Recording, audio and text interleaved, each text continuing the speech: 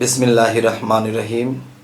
হে সমস্ত জগতবাসী, আজ আমি শামীম আলী চিশতি আপনাদের সামনে যে আলোচনাটি নিয়ে হাজির হলাম, সেই আলোচনাটি হলো যে এই পৃথিবীতে আউলিয়া বড় না ফকির বড়। ফকির আর আউলিয়া, এই দুইটা বিষয় নিয়ে আপনাদের সামনে আজকে আলোচনা করব।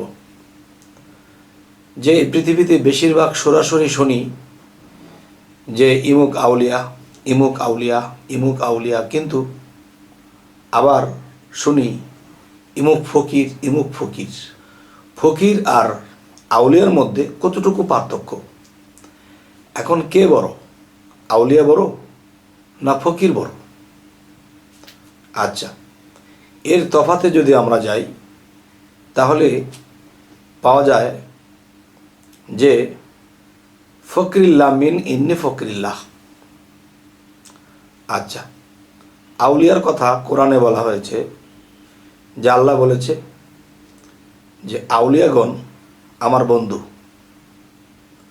তাহলে আউলিয়াদেরকে বন্ধু বলা হয়েছে, তাহলে ফকির কি? ফকিরের শব্দ অর্থের মধ্যে যখন আমরা যাব তখন ফকির শব্দের অর্থ ফাঁকা, আর আউলিয়া শব্দের অর্থ বন্ধু। এখন ফকির শব্দের অর্থ যে ফাঁকা, এই জিনিসটা আমাদেরকে বুঝতে হবে। যখন আলোচনাটা শেষ করব তখন বোঝা যাবে ফকিরের স্তরটা বড় না আউলিয়ার স্তরটা বড়। যেমন আউলিয়াদেরকে আল্লাহ বলেছে বন্ধু, এবং নবী রাসূলদেরকেও আল্লাহ বন্ধু বলেছে। আর ফকিরকে কি বন্ধু কোনোদিন বলেছে আল্লাহ? ফকিরকে বন্ধু বলে নেই। তাহলে ফকিরকে কি বলেছে? যে ফকির আমার বেদ, আমি ফকিরের বেদ, ফকির আমার বেদ। আমি ফকিরের মধ্যে বাস করি, ফকির আমার মধ্যে বাস করে, দুই মিললে একাকার। আর আউলিয়া কি? আল্লাহর বন্ধু। তাহলে এখানে বড় কোনটা, ছোট কোনটা, কোনটাকে বড় বানাবেন, কোনটাকে ছোট বানাবেন, এটা কিন্তু আপনারা জবাব দেবেন। আমি আপনাদের কাছে কথাটা তুলে ধরছি। আচ্ছা, এবার আসি। একজন আউলিয়া বহু সাধনা করে, বহু ত্যাগ করে, বহু কিছু করার পরে তিনি অনেক দুঃখ যন্ত্রণা পার হয়ে শেষে আল্লাহর বান্দা থেকে তারা বন্ধুতে পরিণত হয়। আচ্ছা, এবার হলো ফকির কি? আমার মতে ফকির শব্দের অর্থ ফাঁকা। তাহলে আল্লাহ শব্দের অর্থ কি? আল শব্দের অর্থ কি? আলো। এখন আলোকে কি কেউ বাক্সতে ভরে রাখতে পারে? আলোকে কি কেউ বন্ধ করে রাখতে পারে? তাহলে আল শব্দের অর্থ যদি আলো হয়, তাহলে এই আলোটাও ফাঁকা, আলোটাকে কেউ ধরে রাখতে পারে না। তেমনি আল্লাহ যেরকম ফাঁকা বা নিরাকার বলা হয়, ঠিক আল্লাহ নামের যে ফাঁকা, আলোকিত যে ফাঁকা, সেই ফাঁকার মধ্যে ফকির নিজে ফাঁকা হয়ে সে আলোকিত ফাঁকার মধ্যে অবস্থান করে। সুবহানাল্লাহ। আচ্ছা, তাহলে ফকিরের ফাঁকা আর আল্লাহ নামের যে ফাঁকা, দুটা কিন্তু এক জিনিস নয়। যেমন একজন ফকির কি করেছে? পৃথিবীর মায়া ত্যাগ করেছে, ইমুকের মায়া ত্যাগ করেছে, সন্তানের মায়া ত্যাগ করেছে, স্ত্রীর মায়া ত্যাগ করেছে। তার মানে এই অন্তরটাকে সে ফাঁকা করে দিয়েছে। এই অন্তরটা যখন ফাঁকা করে দিয়েছে, কালকে সে কোত্থেকে খাবে এই চিন্তা তার নাই, রাতে সে কোথায় ঘুমাবে এই চিন্তাও তার নাই। আল্লাহ যখন যেভাবে রাখে সেভাবেই। আচ্ছা, তাহলে অন্তরের থেকে সমস্ত কিছু যখন বের করে দেওয়া হয়েছে, তখন কিন্তু সে ফকির নিজে ফাঁকা হয়ে গেছে, তার আল্লাহ ব্যতীত আর কেউ অবশিষ্ট নেই। তাহলে সেই অন্তরের মধ্যে যে ফাঁকা করে ফেলেছে, পৃথিবীতে তার কিচ্ছু নেই, আর সেই অন্তরের ফাঁকা জায়গাটার মধ্যে আল্লাহ এসে বসত করে, এবং সেই ফকিরের মুখ দিয়ে আল্লাহ কথা বলে। তাই বলা হয় ফকরিল্লাহ মিন ইন্নি ফকিরিল্লাহ, ফকির আমার বেদ, আর ফকিরের মধ্যে আমি বাস করি।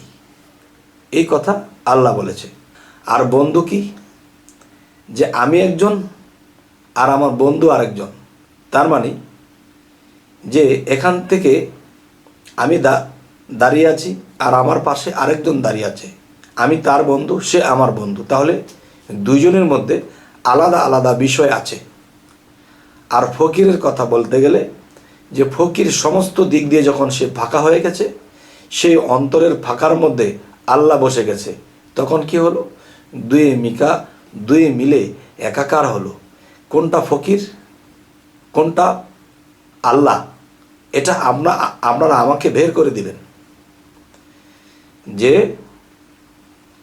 এই পৃথিবীতে যারা সমস্ত কিছু অন্তর থেকে ত্যাগ করে দিয়েছে, তারা ফাঁকা হয়ে গেছে, ফকির হয়ে গেছে। তবে এটা মনে করবেন না যারা এই পৃথিবীতে ভিক্ষা করে খায়, যারা মিসকিন, তাদেরকে মিসকিন বলা যায়। আর মূলত ফকির যারা, তারা কখনো ভিক্ষা চায় না। সে জায়গায় বসে থাকবে এবং তার জায়গাতে তার খাদ্য আসবে। তার কি দরকার, সে বসা অবস্থায় সে পাবে।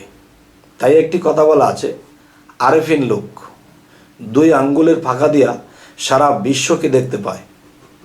আরেফিন যারা সাধক, সাধনা করতে করতে নিজেকে আয়না বানিয়েছে, আর সে আয়নার ফাঁকে সমস্ত কিছু দেখে।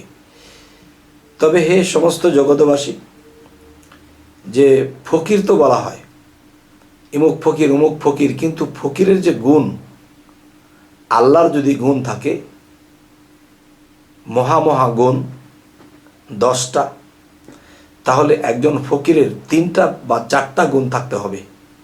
তাহলে সেই 10 গুণ মিলে এখানে পূর্ণ হয়। তখনই ফকির নামের ফাঁকা আর আল্লাহ নামের ফাঁকা এক জিনিস নয়। আল্লাহ আলোকিত হয়ে আছে, আলো কিন্তু ফাঁকা স্থানেই।